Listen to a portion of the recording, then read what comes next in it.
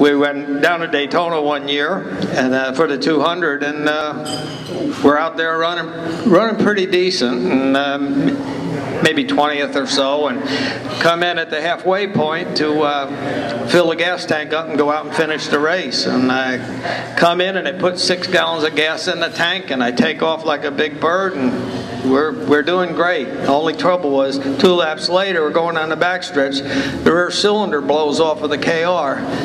It broke out of the crankcases.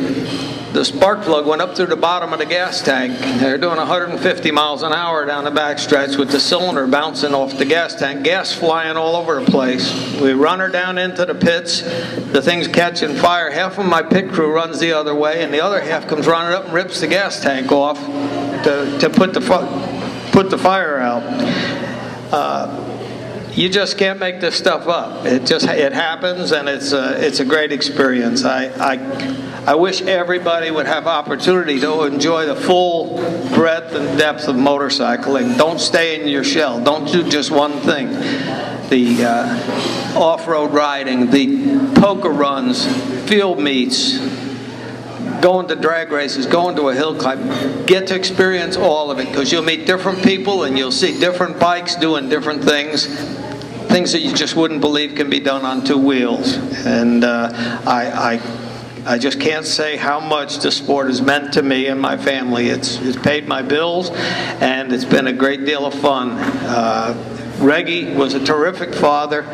My family has been totally supportive of me all those years while I was traveling around and doing all this racing. The TT races out in Pennsylvania, we had some great runs. The year they did on any Sunday, Jim Rice, who's very featured in that film, was running for the national championship, and he came with his TT bike to this track in Pennsylvania, and we had at it, and I had him covered. I beat him that day and took a really big win for me. And the best part of the whole day was my brother Doug was standing there watching the event. He was pitting for me, and Dick Mann was there. And Dick Mann turned to him and said, "That's the fastest private Harley I've ever seen." My life was made. You just don't get any better than that. It's terrific. That was better than winning the race. One year down at Daytona, we had a very fast motorcycle. I believe it was 69. I put a tremendous amount of work into building a twin carburetor KR with the new small fairing and frame and everything, and it was very fast. During the first 2 days of qualifying that year, I was clocked as 10th fastest bike. They start 105, 106 motorcycles at Daytona, so when you got the 10th fastest as a privateer, you're really feeling good. Well, as the week went on, Dick O'Brien, the head of the race team, he realized that I was passing some of the team guys. They used to have the wrecking crew. It was like half a dozen KRs, all painted the same, very fast guys, Dan Hobby and Rayburn and Markle and Walt Fulton. And he said, "Rod, would you mind bringing your bike over to the Harley shop where they had their setup? And could we take yours apart and look at it? See, yours seems to be running better than ours." And I said, "Sure, all I did is build what you told me to build. I used your prints and pieces, and I built it just to what you ran last year."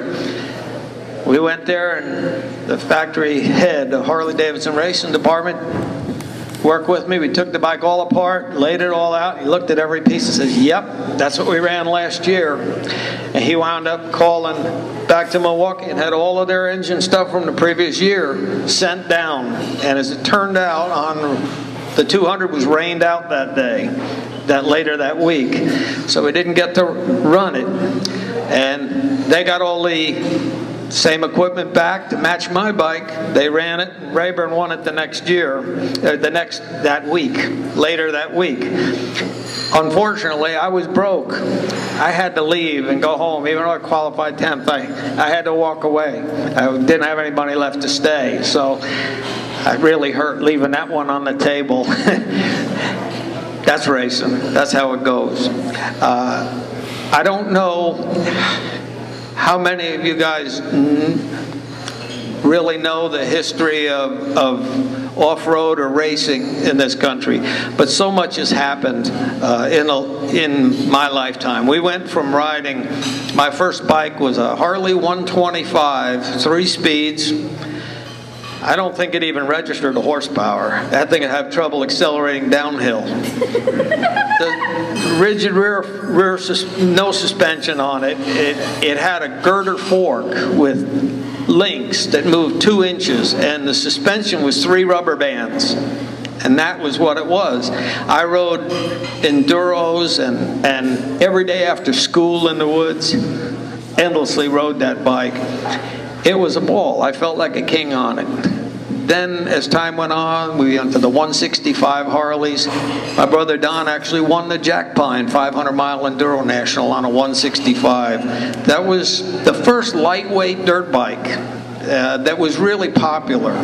It's sort of forgotten now, but prior to that, everyone rode 45-inch Harleys with hand shifts or Triumph 500s or BSA 500s. You did everything with the same bike. And that was the beginning of lightweight bikes and pure dirt bikes, and it's evolved to what it is now, where they're doing this acrobatic jumping and freestyle stuff, and motocross where they'll jump the length of this building and not even look back. A tremendous evolution in equipment. I then started racing the Harley Sprints, which was the first modern motorcycle, and they were very fast and reliable in their day.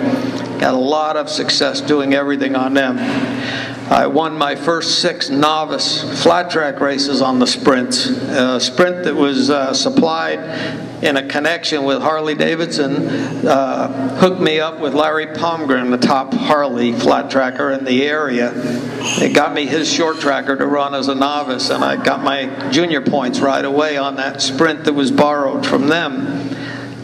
Palmgren then sold me one of his KRs, which I used as a junior bike when I got my points that first year to ride junior on the dirt track circuit in Daytona. I used that bike right up until 1970 when the Iron XR came out. And I saw one of those Iron XRs out there on the show today, and it's absolutely authentic. That was exactly what I had. Great bike, just wasn't fast enough for the competition. And then Harley started to develop it, and they came out with the Alloy XR, which is, God, what, 35 years now. It's been on top of the AMA Pro Series.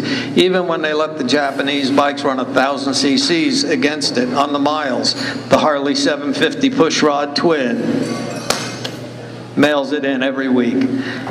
It's a real testimonial to being stubborn and sticking with a design and making it better and better, and not just caving and building what everybody else builds. Been a tremendous evolution in motorcycle engineering and design, and as part of an appreciation of vintage motorcycles, it's kind of cool to come here and see all of that on display. People like you will actually care about these things enough to make sure that there's still some living, breathing examples of it still out here. I really personally appreciate it. I hope you've all had an opportunity to look at some of these pictures. It might push some buttons and make you remember some things from the past, as it does for me. And thank you very, very much for letting me come up here and speak. If there's any questions or anything at all you're curious about or would like to speak to me after we're done, don't hesitate to come up and have a word, because I really enjoy speaking with everybody that's been here and shown an interest in some of this stuff. Thanks, Tim, for your organization you work for, and all of the fine work you've done here. I know that this is a product of a whole year's work. This is 3 days, this is 1 day for me, but this is a year's passion to make this happen, and you've done a wonderful job. I've had a great time, and I hope you all just don't forget, this is about riding motorcycles. I don't care what it is or how old it is. Put some gas in it, light it up, and ride it. That's what they're made for. Thank you very much.